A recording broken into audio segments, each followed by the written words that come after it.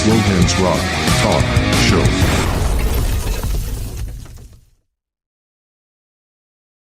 And we'll get your thoughts on all things music. But thank you so much for making a bit of time out of your morning to come on, speak to myself. Before we get started, you doing okay? Today's episode is sponsored by Drumport. Drumport are known as a distributor for high-quality musical instruments, including their innovative Stomp Tech product line. A must-have for all musicians looking to expand their sound whilst keeping full control of it. I have mine here. Make sure you check out Drumport at www.drumport.de and get your own today. Now back to the video. I'm doing great, thanks. Excellent. What I do with all the guests, Roddy, I go back to the very beginning. So where originally are you from? Where were you brought up? I grew up in Los Angeles, California. Yeah. And I lived there until I was like 17. And after high school, I moved to San Francisco and stayed there for a long time. That's where, I went to college and stuff.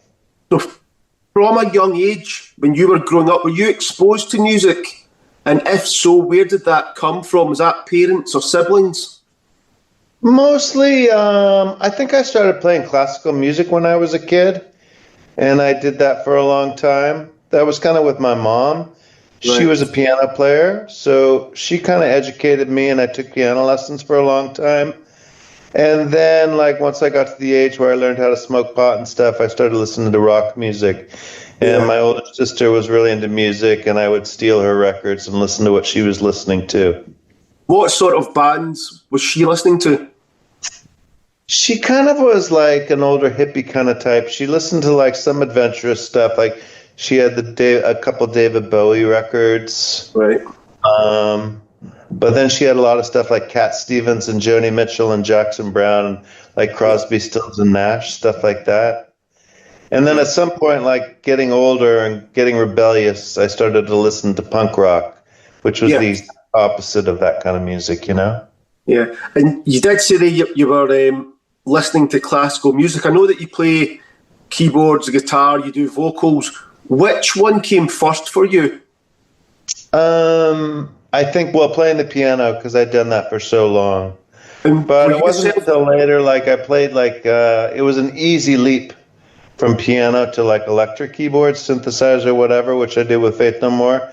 Yeah. That was super easy. But then when I started Imperial Teen, then I kind of started to play guitar and sing more. That was a different challenge. Who are some of your influences? But see, when it comes to whether it be keyboards, piano, guitar, vocals, who are some of the people you look up to? I don't know. I love Kim Deal a lot. I don't know. No one's coming to mind, honestly. So who do I look up to? I like the band Geese right now. They're pretty great. They come from New York City. Right. They're a young band. I think when I was younger, I really liked Sparks a whole lot. Right. I liked anything that had kind of clever wordplay. Okay. I really like Magnetic Fields, that 69 Love Songs record, you know? Do you know that record? I don't know that one, no. So great. They wrote 69 love songs, but he's a really good lyricist. I like anyone that had a good, strong sense of prose in their lyricism. And I know, obviously, Faith No More, I think you joined them back in 1981, and right through to 1998. See, when you think back to that whole time period, does it seem like a long time ago? Does it feel like yesterday sometimes? It honestly feels like a really long time ago. Because so much has gone on since, you know? Time just happens so fast these days. Like, things change so quickly. And as things change so quickly, it feels like, the time gap between now and then feels longer and longer. It's like, oh my God, that was so long ago. We didn't even have cell phones then. We used to use maps then. We used to use like payphones and used to like put coins in payphones and call people. Yeah. That seems like another era completely. Yeah, I think the world has changed significantly. since around 2000 compared to what was before it. Certainly, yeah. Maybe for the better, maybe in some cases not for the better. It's a double-edged sword, I think. Mm-hmm. But obviously, Faith No More, you were on keyboards, but you briefly mentioned there, Imperial Teen, around 1995, that band was formed, 94, 95, that band was formed. For yourself personally, what was it like to step away from behind the keyboard and become the front person? It was kind of liberating. At the time, we'd been Faith No More for so long. We'd been through so much together. A lot of us in the band were at odds with each other. And we did not get along, but we had sort of done what we needed to do together. And it felt like trying something new was definitely a challenge that I kind of like felt I had to step up to. Yeah. Also, I think I'd gotten sober at the time, so my perspective was really different suddenly, and it became clear that kind of to me, like I really wanted to focus on a sense of artistry that I could do with really close people and feel safe in the environment. And I felt friendly and safe with Faith No More, but in a different way. But it felt like picking up the guitar and singing was a new level of honesty that I hadn't really sort of like tackled in my artistic journey, if you will. So it felt kind of like, a challenge in a good way. Like I could kind of be honest in a way that I hadn't been. Also, just like the most literal sort of like example is I got to use my voice. I got to use words. I got to sing words and talk about things in Imperial Teen. And I'd never done that before, so that was a really big pivot for me. Sounds like a really good challenge. Did you have to deal with anything like imposter syndrome, anything like that, with it being a different role within a band? What does imposter syndrome mean? Almost like you're not good enough to be there. You don't belong to be a band. Because the reason I ask is to be the front person of a band, you need to have the ability. You need to play the guitar, sing, connect with the crowd. There's a huge bit of it is confidence, which is hard to. You can't teach someone confidence. That's something that you need to sort of practice and get comfortable with yourself. And it's quite difficult for a lot of people. Yeah. I mean, it's sort of wide open. That's open for interpretation, I mean, there's so many people on stage that are freaked out by the process, and not confident and so shy and so withdrawn. But, like, I agree with you. Yeah, it really does take a sense of confidence. It was difficult to sort of, like, take that on. And I still think, like, it's a special, unique person that can sort of, like, command a stage. But that's not to say that that's not necessary, that's necessary in a presentation at a concert. Like, like people like, sing behind scrims. Remember when Public Image played for the first time, like John Lydon was like behind a screen. Yeah. But there is something really nice when you do find your own voice and your own inner confidence, and you're able to then go out and do it. It's a really cool thing. And it can be even at the lowest of levels, playing in the pub. You're still face-to-face with an audience, and I've seen it with people where it holds them back because they've got lack of confidence, and it's really nice when you see someone develop into what you knew they could always do. Yeah, for sure. I had an advantage too because I got to sing about being gay and throwing that in the world, and that was super provocative at the time. Like, I didn't know anyone that had done that. So it was an advantage to have that on my plate in terms of like a theme that I wanted to explore, something that I wanted to sing about. That was like, it was kind of a no-brainer. It was like really easy to sort of like know that I could throw that into an audience and it was provocative and people would sort of sit up and take notice and be shocked. So that was part of sort of like the delivery of like, my what I was singing about and stuff. Yeah.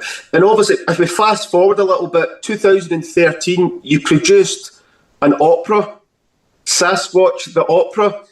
How did that come about? And the process for writing music for an opera, how different is it from writing music with a band? Yeah, good question. It kind of like after Faith No More kind of broke up, I moved back to Los Angeles, and I'd always been into film. Like I went to film school, so it sort of dawned on me, oh, this is what a person does when a band breaks up. You become a composer for film. You write film score. So I moved back to Los Angeles to do that specifically. And I did it for a while. I did it for like 10 years. And I liked it. I was really good at it. But actually, that's not true. I mean, I was good at it, but I didn't really like it too much. It was okay. Sometimes it worked out. If you had a great director you were working with, someone you really respected, or it was a great story, or it was great money. If it was one of those things, that you could make it work. But often, like in Los Angeles, it's just sort of a land of so much excess. Like most of the time, there's none of those things happening. There's no money, there's not good people, and it's not a good story. And it just didn't feel satisfying. At one point, I was working on a kids show, and I liked that. That was really fun. I worked on this kid franchise show, and that was fun to score, and I was having a good time with it. And then it just kind of dawned on me at one point when I was doing that. It's like, is this what I want to do with my life? It's like kind of like the music sprinkling on someone else's project at the end of the day felt kind of cheap. Yeah. I feel like really, honestly, like I'm more capable and better at creating the big picture. I want to create a story that maybe, that sort of like comes from me. And once I made that decision, it was sort of easy to sort of like move forward. And I was getting into opera at the time, and I was kind of sick of Los Angeles. And so I moved to New York. I decided I was going to move to New York and write an opera. So I did. And yeah, it was a super different process than like working with a band, but it was very much a solitary job. You do it by yourself, kind of like the film score. You're just alone in your studio working by yourself. You don't have to run things by anyone else while you're in the process of writing. It's just like all to yourself. And that was different, but also kind of similar to what I had been doing. The instrumentation was different, though, and the live presentation is kind of different. It was really fun. It was really challenging. It was difficult to do, and it takes a lot of money. Opera is like really an expensive art form. And I finished it, and I, presented it in New York, workshopped it in New York, and then I took it to Edinburgh and took part in a Fringe Festival there, performed the opera 30 times. And it went well, but it's just like, I mean, I got a couple offers to bring it different places, but it's just like no one really has the money to put on opera. It's really hard to make it work. Yeah, I'd seen that. It was great production. I love the story and I love the music that I created. I'm very proud of that opera. As you said, it was at the Edinburgh Fringe back in 2016. So I'm situated between Glasgow and Edinburgh. So Edinburgh's maybe 25 minutes away. But it's a really cool festival for showcasing new ideas as well. Yeah, well, you weren't there, were you? I didn't see you at Sasquatch, Ian. Sorry? I didn't see you at Sasquatch. I had hair back then. You were just down the road. Where were you? But I had a wee look through your history. So if you sit back, you can correct me if I'm wrong in any of this. So there's 7 Faith No More studio albums, 6 Imperial Teen studio albums, Sasquatch the Opera, which we've just spoke about. We've got 1 studio album for the Crickets. You did your acting debut 2018. You've had 2 studio albums for Man on Man. And you've composed 7 movie scores. And you're also an author as well. That's a pretty busy but also very good career. When you think, I mean, that's a lot of stuff to take in over the last, 30 or so years, 40 years even. There's a lot of people who wish to be famous in a band, wish to be an author, wish to do acting. You're spinning a lot of plates here. And there's a lot of people wish to spin just one of those plates and they never get the opportunity. See, from a personal point of view, when you think back on your career, how does it feel to know that you've been successful in each of those areas? It feels successful in a way and unsuccessful in another way. I think it comes down to like, what is success? Like, I kind of had a high bar to sort of meet. Like, after having done Faith No More, like, wow, we were so popular. And we had like, platinum records, and we did like these massive tours. At one point, I didn't even know how to set up my keyboard stand. Someone would do it for me every night. That's how major we were. So after sort of reaching that sort of pinnacle of success, as we're saying, it's sort of like hard, like everything else is pale in comparison in terms of like making money. And I don't really care about making money at this point, and that's not why I do what I do. But it would be nice to reach a level of success where things were at least paying for itself. It's really hard to reach that level at this point in our history. Like, it's really hard for Man on Man, like Joey and I, we have, we do our band together. And at first we created the record and we started touring with the whole band, 5 of us, 5 musicians in a band, doing it the way that we do it.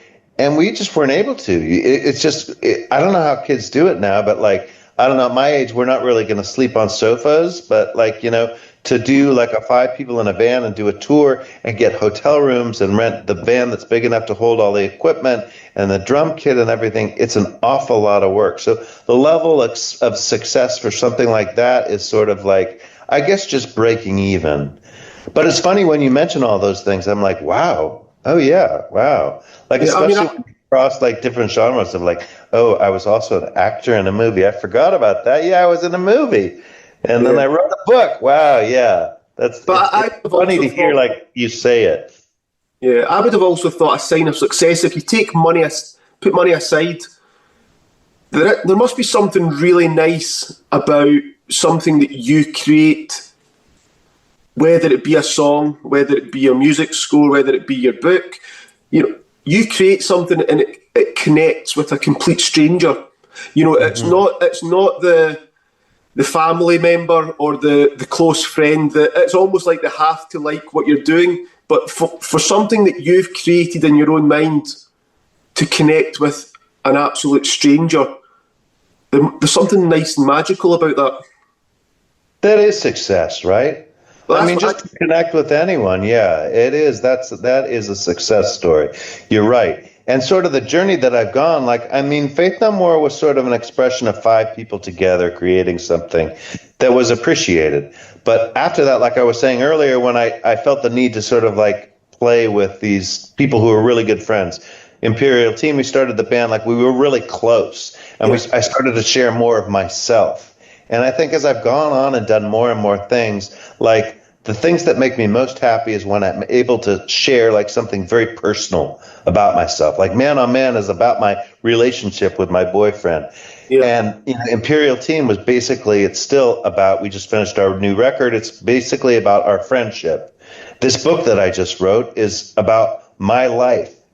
And it's really rewarding to create something so personal that's so much a part of me that connects with a stranger, for sure. Like that is, you're right, that is really like a high mark of success.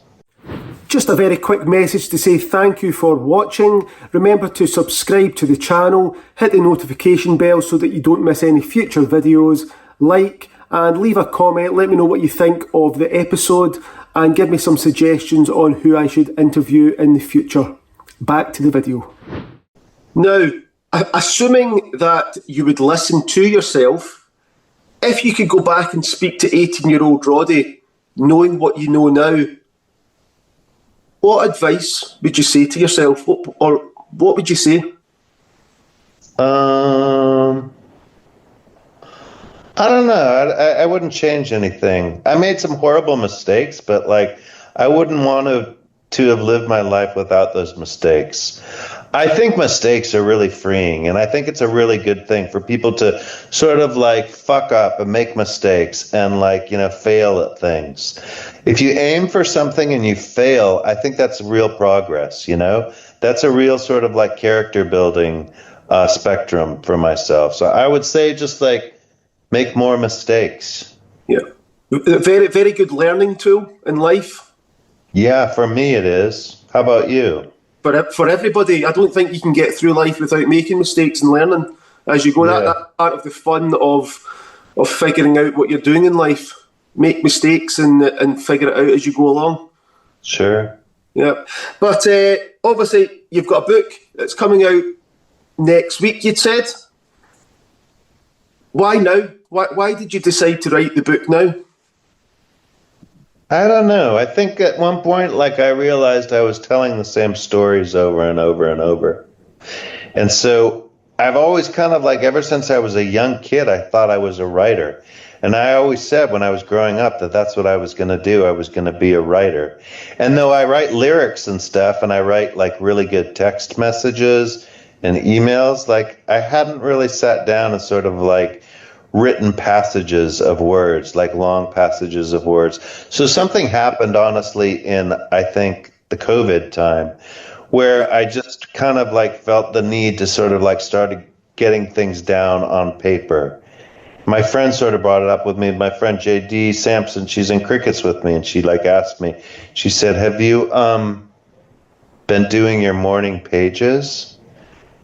And I didn't know. I was like, what's morning? And as I asked the question, I knew exactly what that was. Like, you didn't have to tell me. Morning pages are getting up in the morning before anything else and just writing for an hour. And I was like, no, I haven't been, but I'm going to start doing that. And the next day I started doing that. And then I just kept doing it until I wrote a book. Yeah. It's funny you say that. I spoke with Ricky Warwick from The Almighty not too long ago.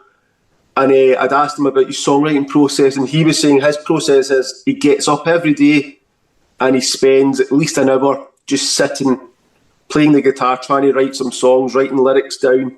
And he might use them, he might not use them, but it keeps his mind active. And it's funny that you were saying that about COVID, because COVID was a terrible time for a lot of people, but for a lot of musicians and people of that sort, people in the creative arts, it was also a very good time because it almost gave you downtime to be as creative as you possibly could. A lot of spare time that you maybe didn't have before COVID. Yeah, it was such a rare window, wasn't it? I mean, we all said that at that time. It was like, it was so weird. Like, this is like, I remember talking with Billy from Faith No More about that. Like, and we were like, this will never happen again. This is this crazy window of time in which we're really not responsible for anything. Like, everyone has an excuse to sort of not engage.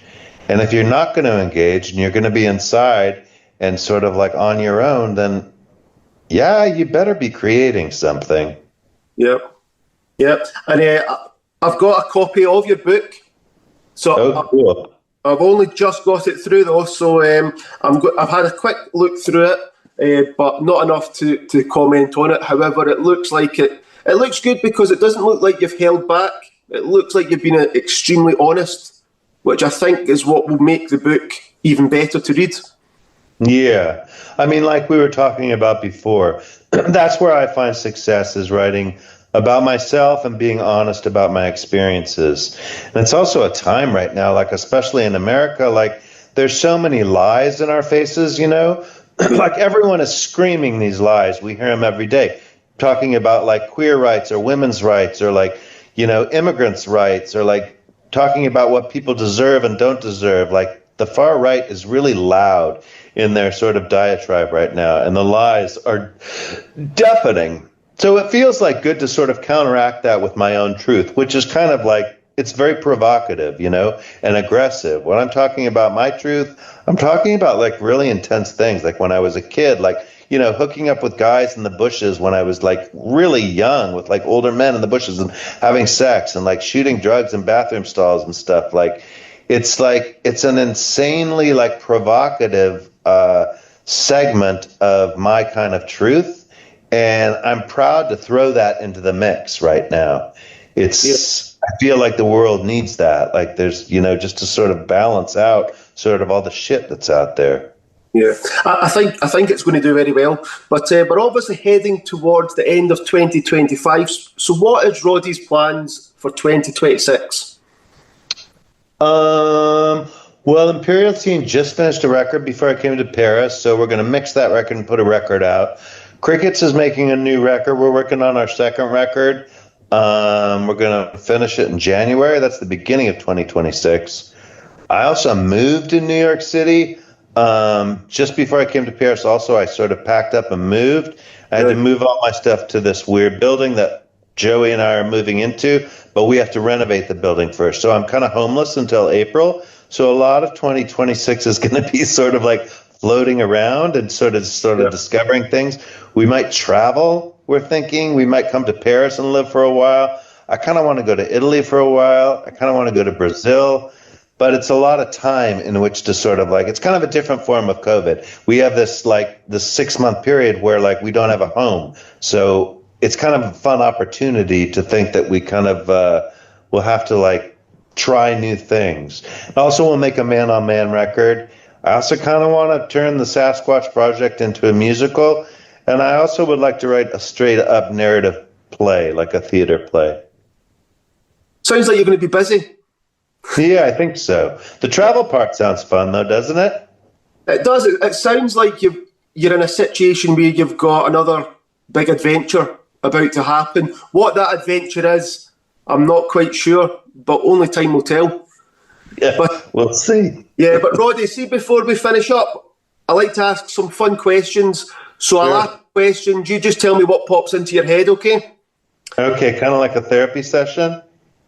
Yeah, but it's cheaper. Okay, cool. Go. Right, so imagine you could go back in time, anywhere in the world, big concert, small concert. What is the one concert that you wish you could have attended? I wish I would have seen the Germs in Los Angeles. Right, okay. That was a really special time and a really special band for a lot of different reasons. And it was so insane. It seemed crazy. They were so young and so crazy. And Darby Crash was like a maniac, and it was dangerous, and it was fun. And it was like, a sort of a cusp of an era. Similar question. See if you could go back in time as a spectator and attend one of your own gigs. Is there a gig that stands out that you think would be fun to see yourself up on stage performing? Yeah, it was fun when we went to Brazil. When Faith No More went to Brazil for the first time, we played on the biggest stadium in the world. And we played before Guns N' Roses. Yeah. And it was televised. And it was our first concert ever in Brazil. Maybe we played a small one before as a warm-up gig, but it was kind of the first show that we played in Brazil. And after we played that show, because it was before Guns N' Roses and it was on TV, like live TV, like overnight, we just became this thing. Like everyone knew who we were. And it was really a wild sort of like concept. I'd like to see what we were at that time. I would have liked to have been in that audience. That's fine. Your own albums aside, does the perfect album start to finish exist? And if so, what is the album or albums? That one that I was talking about before, it's preposterous, but 69 Love Songs by Magnetic Fields. That's such a high concept record. It's literally 69 love songs in a row. It's I have the record set. It's like a 5-record set. But as a concept and sort of lyrical and sort of the musical journey that it goes on, I really like that record. That's a perfect record for me. Cool. It's something that's often overlooked nowadays because of technology, the way that people purchase music. But is artwork still important? And if so, what's your favourite album cover? Do you have one? Oh, good question. I like the Rolling Stones Sticky Fingers one. It's so provocative. Right. I also like that weird Rolling Stone one that's sort of like, I don't even know what it is. I like the Roxy Music records, sort of the supermodels, the Country Life is a really pretty one for me. Sparks always had good record covers. I like the one when Ron and Russell are like in a wedding dress. Yeah. And some other look. I think the album covers a lost art because I love album covers, and I feel like it's one of those things that it's dying out, and but I hope it doesn't. Yeah, it seems like vinyl's coming back, so it seems like it's sort of like back in our mix a little bit. Yeah, it's the same here. That there is a market for it. I don't know how long it will remain popular because it's also very expensive. You think vinyl is really expensive? Yeah, over here it's expensive. It should be. I just feel like, like online music is basically free. Yeah. Fuck that, right? Like artists need to be compensated. Songwriters, musicians, we need to be paid for our work. Music should be expensive. I'm not into free downloads. Fuck that. Everyone should have to pay for music. It's like a commodity, and we work so hard doing what we do. No one makes money from streaming music. I've never made a penny from streaming music. I don't know anyone that has, other than like Drake or something like that. I'm not into free music. I want it to be expensive. How about that, Ian? Yeah. No, I'm of the generation where you went to the music shop, you looked through the albums, you bought an album, you took it home, you studied the artwork, you studied the lyrics, you looked at the booklet, you looked at the track listing, the track order. I'm of the generation, I don't like just one song is taken from the album and it sits by itself. But it's funny that you just said that there. I had another person on the podcast, and it's a younger person, and they said to me that they got their first 1 million streams on Spotify. Their song had been played 1 million times, and they made £400 from it. And I said, if I go and play two gigs in the pub, I've made the same money. Right. That's disgusting. That's terrible. Disgusting. Plus, Spotify is disgusting. They're a disgusting company. Yeah. I'm not into Spotify at all. But yeah, the whole process of streaming music is such a scam. Like, I don't know how that became the norm. It is the norm. And I stream music also, but like, yeah, how did it happen? Where all of a sudden, like, no one is compensated for the work that they do. Like, no musicians make money. We make, like, I was talking about touring. Like, when Man on Man tour, we never, like, we feel very fortunate when we can break even. And we work our asses off. And it's only the two of us in a car with all our equipment. We do all our work. We sell all our merch. We do the show. We do the sound check. We do everything by ourselves. And there's just two of us. We share a hotel room if we do a hotel. It's like still doing that, cutting as many corners as we're cutting. We don't make any money. And that's not right. Yeah. There's a lot of really good up-and-coming rock bands through in Glasgow, and I feel really sorry for them because see if it was 30 years ago, these guys would have a chance. A record company would scoop them up. They would maybe get a 2 or 3 album deal, and now they're supporting big bands that are coming through Glasgow, and they've got great music coming out, but they're still working a day job. They're still having to work a normal job, but because they don't get the opportunity to do music full time because they're hardly getting paid for playing and they're not getting nothing for album sales. It's a shame because there's so many really good talented bands out there that need a break, and I don't know if that break exists anymore. Yeah, the only break that exists is like a really good T-shirt. Yeah, I still like a good T-shirt. I love a good T-shirt. Yeah, and another question then. Thousands and thousands of great songs have been written and recorded over the years by different artists. What is the one song you wish you could have sat in the recording studio to witness the band record it? I really like that song 9 to 5 by Dolly Parton. Mm-hmm. That would be a fun one. I like the piano on it, and I love Dolly's voice, and she's such a great lyricist. That would have been fun to watch. I don't know when that was released, but the recording of it's great because it still sounds as fresh today as it did when it first came out. I love it.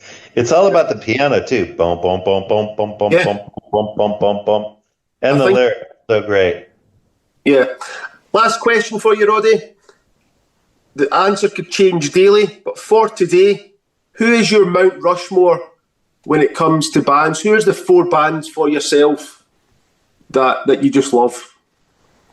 I love Sparks. Yep. I love Throbbing Gristle. I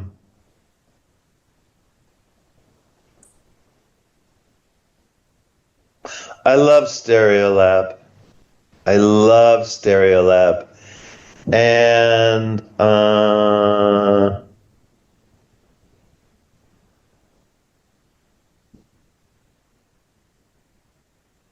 a fourth one is difficult. I guess Neil Young. Okay, that's fine. Well, Roddy, you've had a great career. I'm looking forward to the next 40 years of the career, see what happens. Thanks, Ian. But enjoy yourself in Paris. I look forward to the book. Thank you. I'm wishing you all the success. People go out and buy it, read it. I'm looking forward to all the albums coming out. People can follow you. And you're not in London. You're up in the north. Up in Scotland, yeah. Cool. But I look forward to everything else that continues to come out. And if you're ever through Glasgow or Edinburgh playing, I'll give you a wee shout and I'll be coming along. I'll wave to you. Fantastic. I'll see you then, Ian. Cheers, pal. See you later on. Thanks for the chat. Thanks, my man.